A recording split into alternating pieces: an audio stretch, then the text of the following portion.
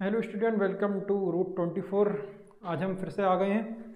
तो फिर से अब कंटिन्यूस क्लास स्टार्ट होंगी। कुछ टेक्निकल इश्यूज़ की वजह से क्लास नहीं हो पा रही थी, तो हम शुरू करते हैं। कुछ ये 7 चैप्टर जो क्लास 10 का चल रहा है उसे कंप्लीट करने के बाद मैं IMPs क्वेश्चन करूँगा 10th और 12 के फिजिक्स और क्लास 10 का मैथमेटिक्स। ये सिर्फ IMP क्वेश्चन चलेंगे इसके बाद, इस चैप्टर के बाद। चलिए शुरू करते हैं हम। क्लास 10 एक्सरसाइज 7.1 जो एक क्वेश्चन एक करा चुका हूँ। क्वेश्चन नंबर 2 क्या है? बिंदुओं 0, 0 और 36, 15 के बीच की दूरी ज्ञात कीजिए। तो हम दिया है लिखते हैं।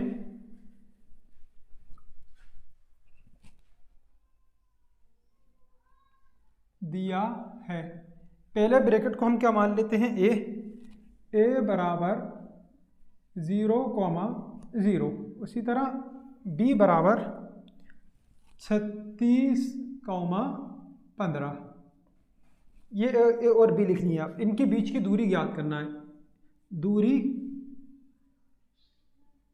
दूरी ए बी बराबर x2 माइनस x1 का square plus y2 minus y1 का स्क्वायर, और इनके ऊपर लगा देंगे रूट। चलिए अब मान रखते हैं, क्या होगा?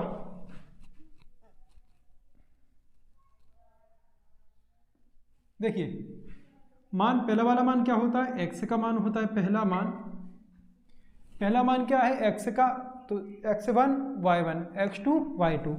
तो 36 x2 का मान, x1 का मान 0। इसी तरह y2 का मान कितना रहेगा? 15 और y1 का मान 0। स्क्वायर लगाइए। ए बी बराबर 36 में से 0 गए, कितने बचे हैं? 36। उसी तरह 15 में से 0 गए 15। स्क्वायर लगाते जाइए। ए बी बराबर 36 का वर्ग होता है 1296। आपको वर्ग याद नहीं तो आप गुणा कर लें। 36 का 36 में गुणा करें तो 1296 आएगा। इसी तरह 15 का वर्ग 225, गुणा कर लेते हैं 15 का 15 में 225। इनको प्लस करते हैं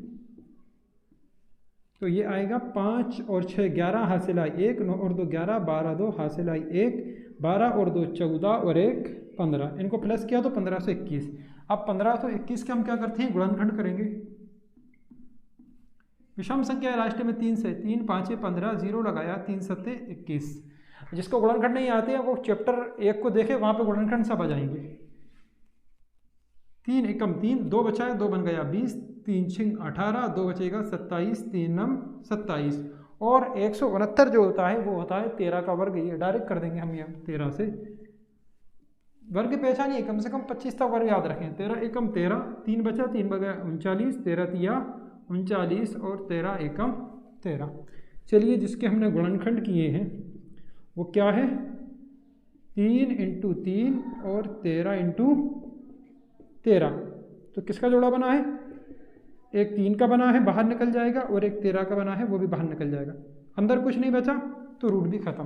13 तिया 39।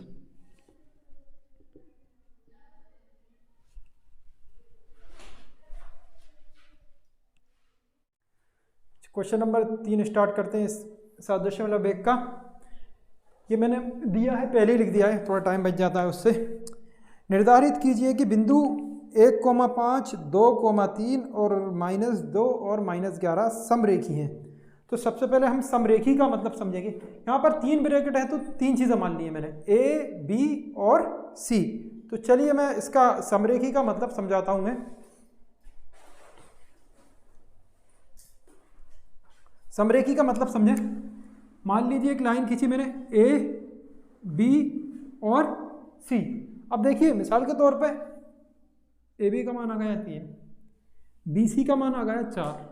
पहले हम AB निकालते हैं, फिर BC निकालते हैं, फिर AC निकालते हैं। मतलब AB और BC को जोड़कर जो भी मान आता है, अगर वो AC के बराबर आ गया तो समरेखी है, अदरवाइज नहीं है। मान लीजिए इसका 3 है, इसका 4 है, ए बी का मान 3 है, बी सी का मान 4 है, तो ए सी का मान कितना आना चाहिए, पूरे का मान कितना आना चाहिए 7, तब तो समरेखी है। अगर इसका आ गया कम या ज़्यादा तो समरेखी नहीं होगा। ए सी का मान कम या ज़्यादा आ गया तो क्या होगा, समरेखी नहीं होगा। पहले ए बी निकाला जाएगा, फिर बी सी, फिर क्या निकालेंगे, ए सी। तो चलिए पहले हम ए बी निकालते हैं। ए बी, ए का ब्रैकेट लिखेंगे 1 और 5 और बी का ब्रैकेट 2 और 3। तो दूरी का फार्मूला ही लगेगा इसमें, समरेखी में भी। दूरी ए बी बराबर क्या होता है, x2 माइनस x1 का स्क्वायर, y2 माइनस y1 का स्क्वायर। तो इसमें मान रखते हैं हम ए बी बराबर x2 का मान कितना है 2, याद रखना पहला ब्रैकेट दूसरा ब्रैकेट x1 y1 पहला ब्रैकेट, x2 y2। x1 का मान कितना है 1, y2 का मान है 3 और y1 का मान है 5। 2 में से 1 गया तो कितना बचा, 1 स्क्वायर लगा देंगे। देखिए 2 में से 1 गया तो कितना हुआ है, 1 स्क्वायर लग गया। 5 माइनस का है, 3 प्लस का है, तो अलग अलग निशान की संख्याएं घट जाएंगी और बड़ी संख्या का निशान आ जाएगा। बड़ी संख्या 5 है, उसका निशान माइनस है। ए बी बराबर 1 का वर्ग रहेगा 1 और 2 का वर्ग होगा 4। तो ए बी का मान आ गया √5। √5 के नहीं गुणनखंड निकलेंगे क्योंकि ये अभाज्य संख्या, ये किसी के पाड़े में नहीं आती। ए बी का मान आ गया। चलिए ए बी निकालने के बाद क्या निकालेंगे हम, बी सी।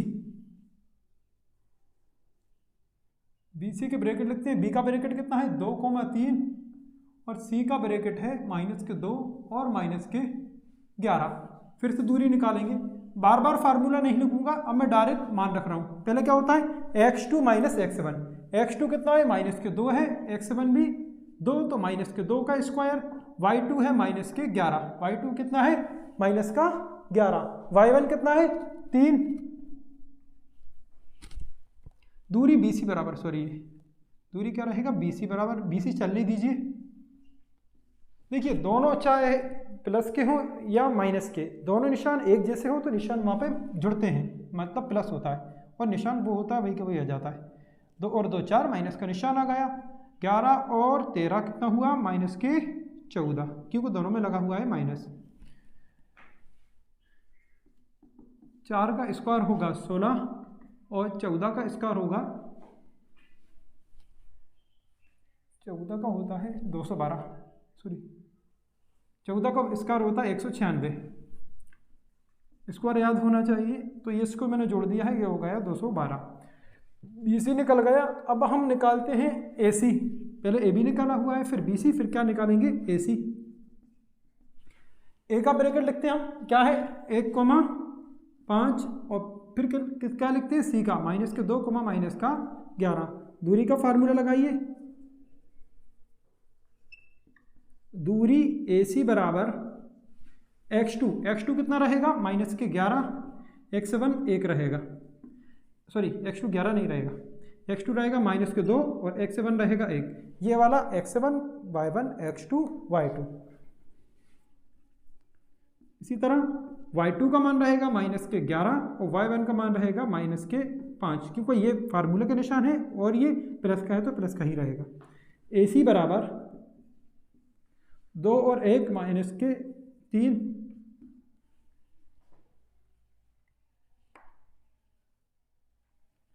15 और 11 16 माइनस का। देखिए चाहे माइनस का वर्ग करें या प्लस का, आंसर प्लस में आता है, ये बताना भूल गया था मैं। अब देखिए 3 का वर्ग तो होता है 9, 16 का वर्ग होता है 256। देखिए मैं माइनस का वर्ग कर रहा हूँ, उसके बाद भी आंसर किसका आ रहा है, प्लस में आ रहा है, तो ये आ गया 265। तो देखिए हम AB √5 को √212 में नहीं जोड़ सकते, गुणनखंड निकालेंगे तब भी उसके अंदर √5 नहीं आता है। तो √5 √212 में नहीं जुड़ेगा तो n के बराबर नहीं आएगा। तो हम क्या करेंगे,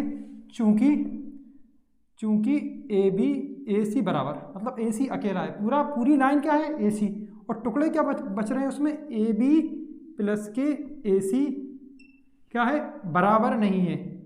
देखिए AC अकेले का मान AB और BC के बराबर नहीं है। AB का मान आया है √5, BC का मान आया है √12। इनको जोड़ेंगे तो इस AC के अकेले के बराबर नहीं है, तो बराबर नहीं का निशान लग जाएगा, अतः